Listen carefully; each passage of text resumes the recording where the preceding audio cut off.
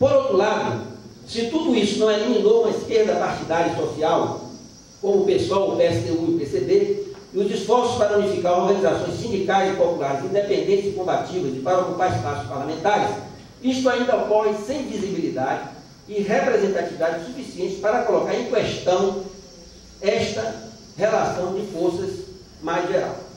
Então, é nesse sentido que nós entendemos que todo esse processo desenvolvido a partir do governo Lula, o processo de transformismo do governo, o processo de recomposição de um bloco de poder, de recomposição de um bloco de poder, sem alterar a sua essência, que permitiu essa nova conjuntura que passamos a viver, a partir especialmente do segundo mandato do governo Lula, e que deve se estender, independente de quem venha governar, mesmo que já se possa ter certas previsões do que poderá acontecer no processo eleitoral de domingo. Mas, independentemente disso, nós temos um processo de estabilização de fundamentos econômicos, políticos, de forças sociais e políticas participantes desse bloco de poder, numa construção de consenso e numa reprodução desse conjunto de aspectos, seja através do Estado,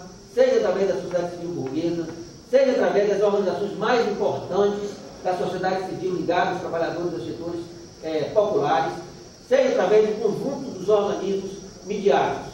E essa disputa política, portanto, que nós vemos desses conflitos que estão se dando por espaços de poder, são muito mais vinculados a disputas de grupos políticos, de frações e muitas vezes de subfrações dentro desse bloco, do que efetivamente de uma disputa mais geral, e é isso que dá, a meu ver, essa situação nova, eu diria absolutamente nova na história do Brasil, de termos não somente uma hegemonia política, uma hegemonia burguesa, como uma hegemonia burguesa politicamente estável, certo? Sem que haja efetivamente no horizonte forças políticas e um ambiente social que questione essa hegemonia. Eu diria que esse é o elemento mais importante desse período conjuntural que nós vivemos até aqui, que é o ambiente dessa disputa política que nós estamos vivendo e que provavelmente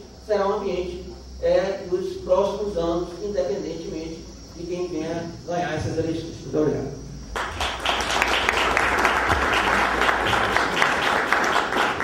Obrigado, professor Jorge Almeida. Eu passo agora a palavra ao professor José Edir da Veiga. Obrigado, eu agradeço muito o convite de estar aqui e já aproveito para dizer que a única coisa que justifica eu estar nessa mesa é o fato de ter me envolvido a fundo na campanha da Marina Silva. E isso, evidentemente, vai explicar quais são as observações que eu escolhi para fazer. O Cícero acabou de fazer uma espécie de desafio de que a gente faça uma coisa que ele chamou de projeção.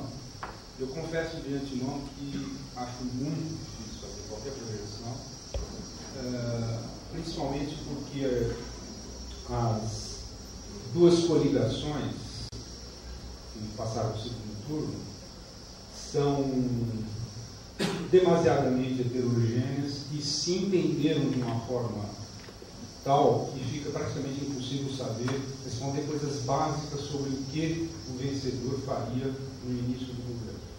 Eu vou tentar falar alguma coisa sobre isso no final da minha aula.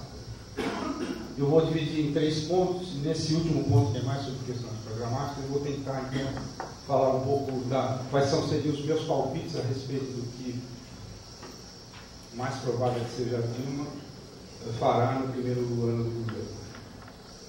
Então, é o seguinte, tem algumas observações que acho importante que sejam feitas num fórum como este, e que teriam que ser feitas assim na forma de telegramas quase, porque se fosse aprofundar qualquer uma delas, tomaria uns 20 minutos. Depois eu queria apresentar para vocês uma leitura territorial do resultado do primeiro turno, que eu acho que pode ser útil, e aí entrar então na questão programática, por favor. Bom, a primeira questão da legislação eleitoral. Eu queria ressaltar que há muita coisa na legislação eleitoral que é absolutamente antidemocrática. Isso ficou muito claro nessa situação. eu acho que as coisas teriam sido muito diferentes se ela pudesse, por exemplo, ter se candidatado por uma lista civil. Então, um ponto fundamental para quem vive a consciência política. Segunda questão ainda da legislação eleitoral é a maneira como as coisas são distribuídas, particularmente o tempo de uso da mídia, que é extremamente perverso no sentido de desfavorecer qualquer fenômeno novo que surge.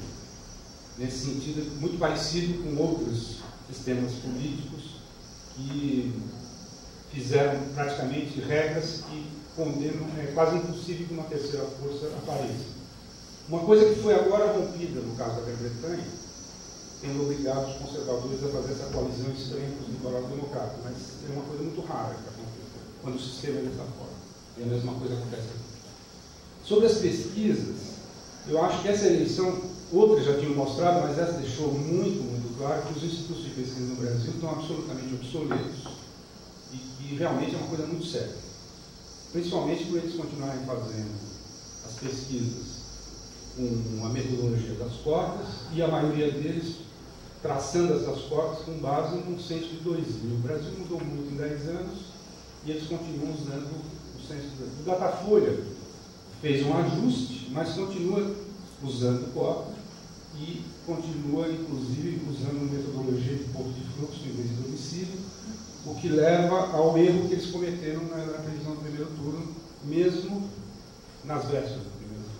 Não captaram uma série de fenômenos. Não estou me referindo só ao resultado para a presidência. Há muito tempo que o Gallup, por exemplo, nos Estados Unidos, e depois na Europa aconteceu a mesma coisa, migrou para outra metodologia de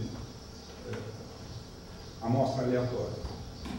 Então, acho que é um problema que também tem que ser levado em conta, porque está ligado com essa terceira.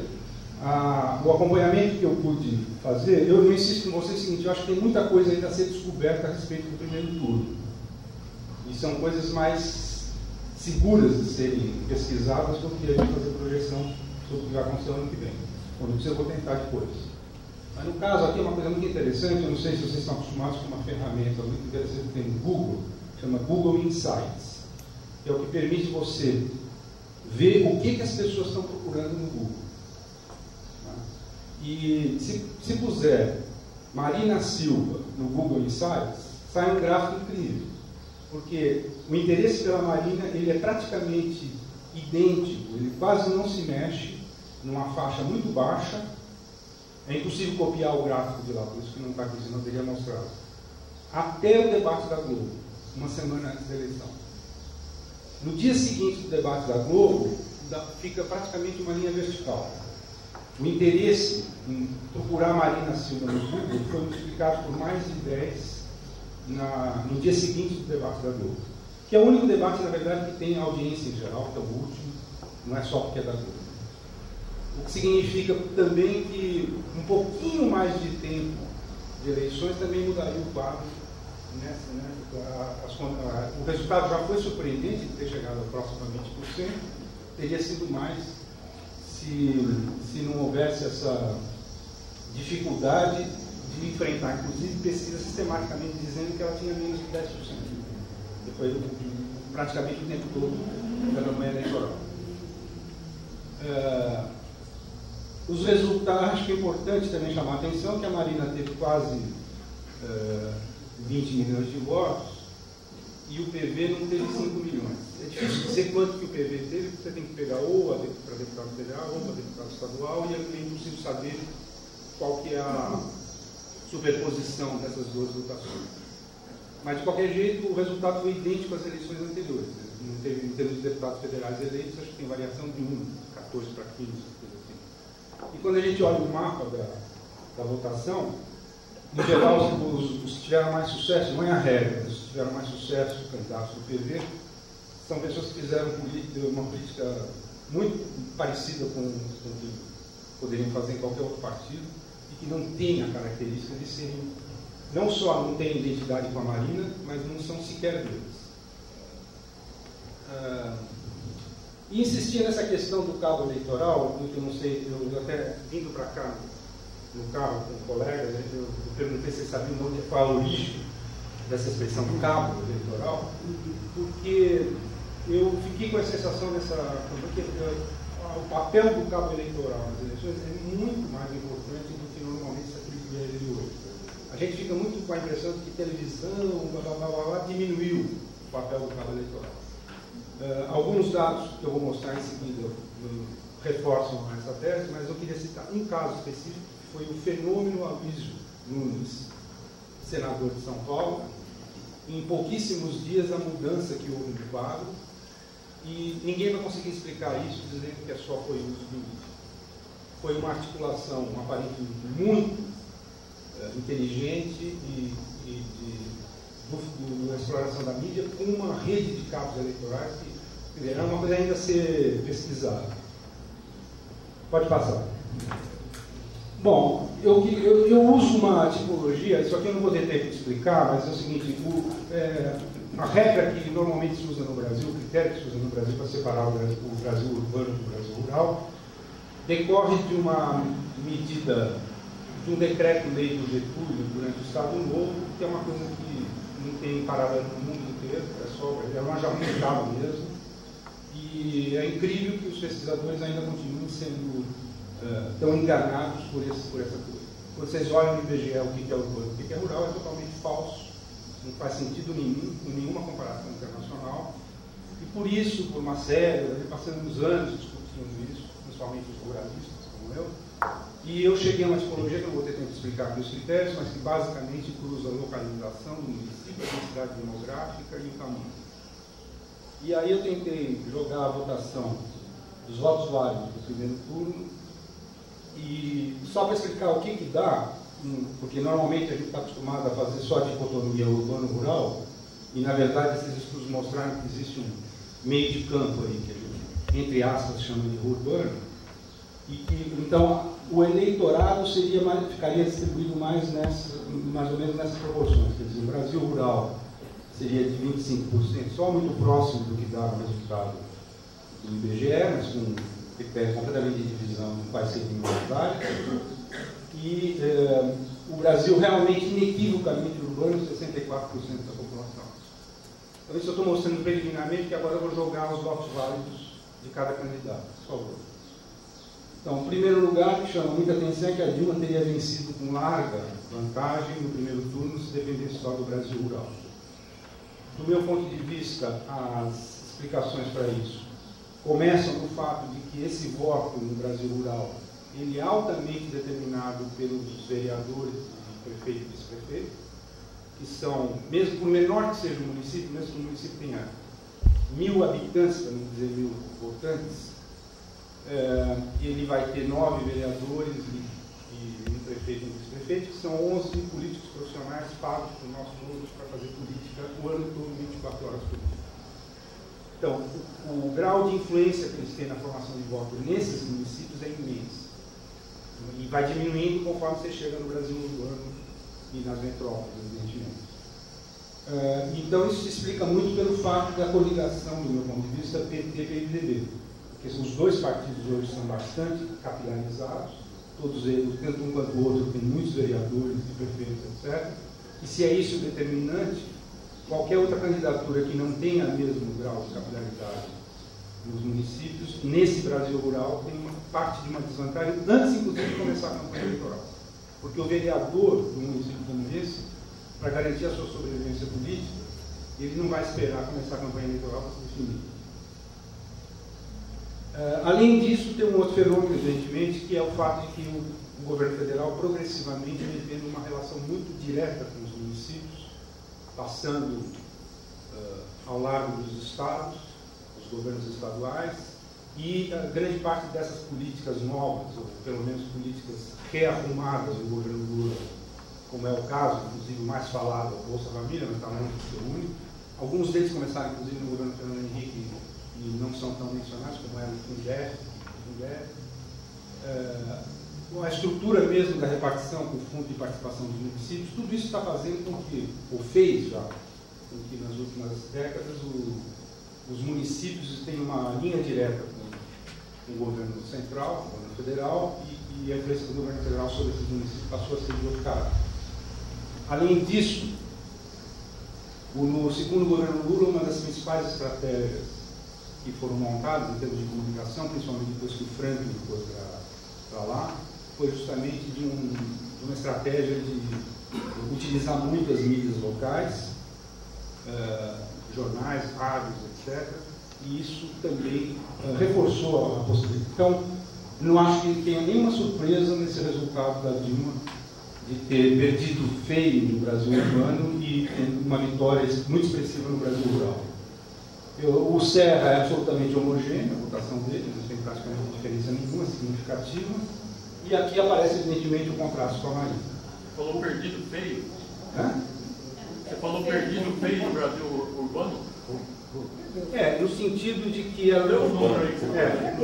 Não, no sentido de que ela não teria chegado no segundo turno, é isso. Não, ela ganhou, então. Está aí, 42 a 32.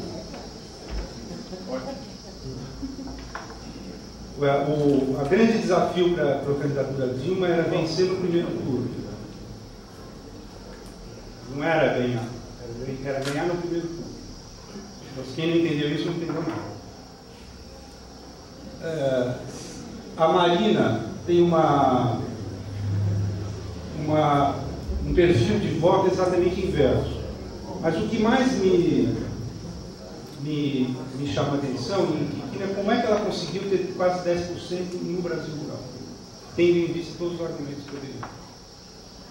O que explica que uma candidatura como essa, sendo que o PV não tem vereador em praticamente nenhum município, tem um ou outro prefeito, aqui e ali, evidentemente em algumas cidades ou municípios em que o PV tinha prefeito, aconteceu que a Marina também tem uma votação, mas não foi a regra, porque em muitos municípios em que o PV foi prefeito, o prefeito preferiu se alinhar a fazer voto útil. Ele se alinhou à candidatura, particularmente no Nordeste, ele se alinhou à candidatura Dilma. Então, nem isso favoreceu. Isso aqui, na verdade, é um grande mistério. Você pode passar, por favor? Bom, finalmente, eu acho que na questão programática, o que é muito interessante observar é como é que as duas candidaturas que foram para o segundo turno responderam àqueles itens que a Marina apresentou, que foram, na verdade, 32 tópicos organizados em 10 temas.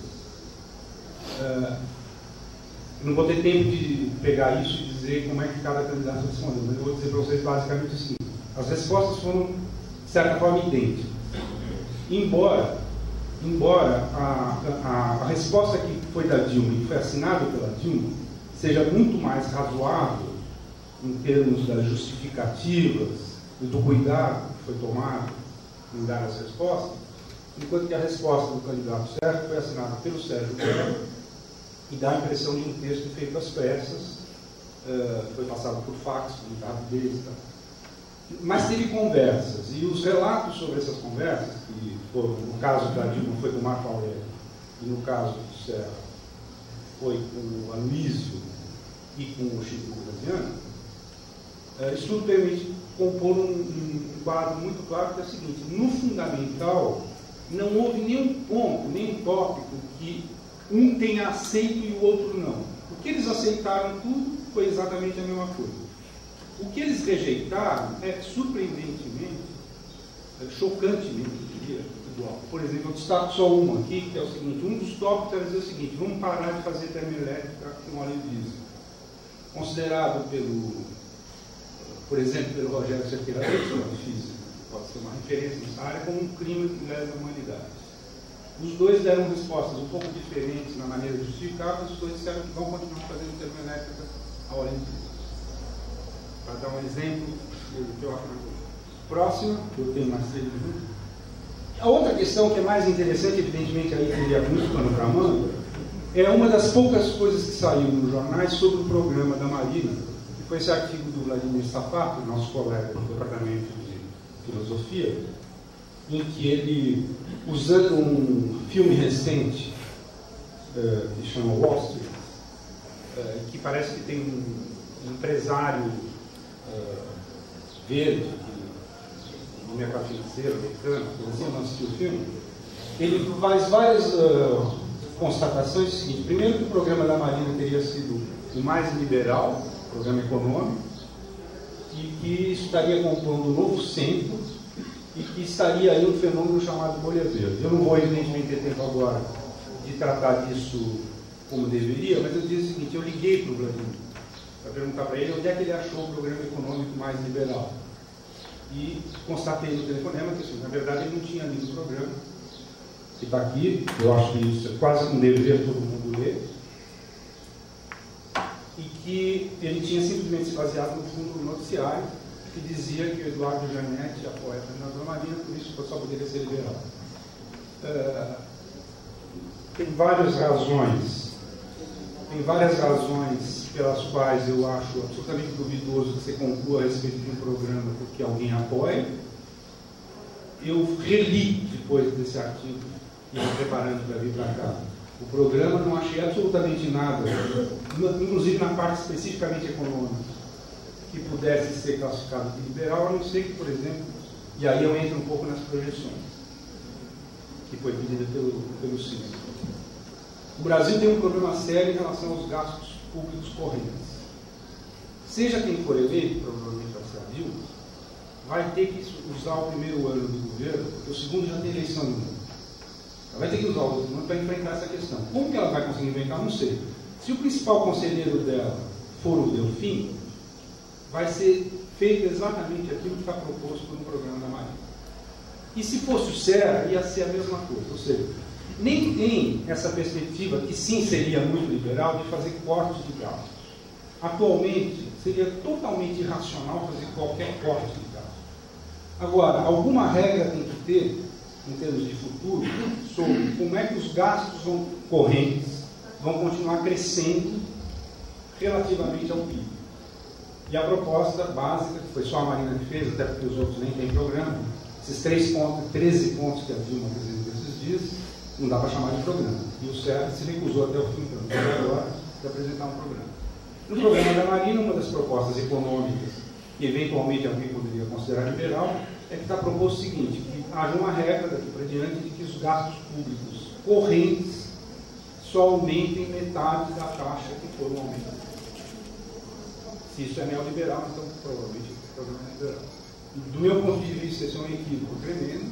Eu acho que há desafios que se colocam que não dá para contornar, nenhum deles, seja a Dilma, seja qualquer uma dessas duas coligações que ainda tem chance, ou que fosse uma caso da Marina, não dá para evitar esse problema, não dá para evitar a questão da Previdência, é uma bomba relógio. Então, vi com esse papo de que mexer na Previdência assim, não é neoliberal, que a gente ouve a tua Previdência como bobagem. Reforma tributária, se a gente quiser ter algum tipo de competitividade, enfrentar sobretudo o desafio chinês, e dizer que a reforma tributária é urgente, não tem que parar de piada. As ideias que estão no programa da Marina a respeito da reforma tributária, nada tem de liberal. E no resto, se eu saísse do programa econômico, então aí é o contrário. Realmente, absolutamente nada que um liberal possa aceitar. Principalmente tem todo o resto da agenda, que é uma agenda eminentemente socioambiental. Quanto à questão de ser centro ou não ser centro, eu confesso com uma certa dificuldade. Vocês que são cientistas políticos, eu não tenho essa formação, é uma pena, mas olhando para essas duas coligações que estão no segundo turno, eu confesso com uma certa dificuldade de dizer qual que é de esquerda. E então, para encerrar, reforçando um pouco o que eu não tinha preparado, que são as tais projeções, eu acho que a Dilma, vencendo, como tudo indica que vai acontecer, vai surpreender outra vez. Se for consistente, alguma coisa for consistente, ela vai ter que dar um jeito dessa coligação se entender sobre esses temas que eu citei, particularmente sobre a questão do gasto público. É um mistério total o que ele poderá fazer, com o que ela poderá fazer com o câmbio, se ela vai simplesmente, mais ou menos, tentar dar uma possibilidade a isso que o Guido já tem feito, ou se vai ter uma coisa um pouco mais radical. Mistério, ninguém sabe. Portanto, fazer projeção. Não tem nada que indique, nada. Não é só que não tem programa. Não tem nenhum elemento que permita saber o que ela poderia fazer. Eu diria o seguinte: eu terminaria com uma espécie de um conselho. Eu adoraria que a Dilma fizesse um estágio no Uruguai. humorista, que me parece a melhor liderança política que surgiu na América Latina. E ele fez, uma vez eleito, antes de tomar posse, ele propôs uma coisa que ele chama de política do abraço, que é a seguinte: há temas que são temas da nação, e para isso eu tenho que conseguir algum grau de consenso nacional. Os outros a gente continua brigando lá no parlamento, montou 4 grupos. Os 4 temas que ele selecionou foram educação, segurança, energia e meio ambiente. Ele montou 4 grupos nesse sentido para garantir que ele tivesse consenso, propostas consensuais antes de tomar posse.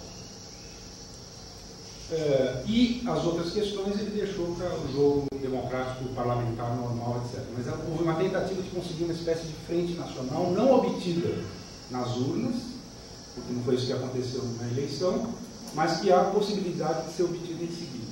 Nesse sentido, se isso fosse feito, eu acho que a Dilma conseguiria, inclusive, neutralizar os aliados mais perigosos que ela tem e aproximar gente que ficou na oposição e que não é tão bom.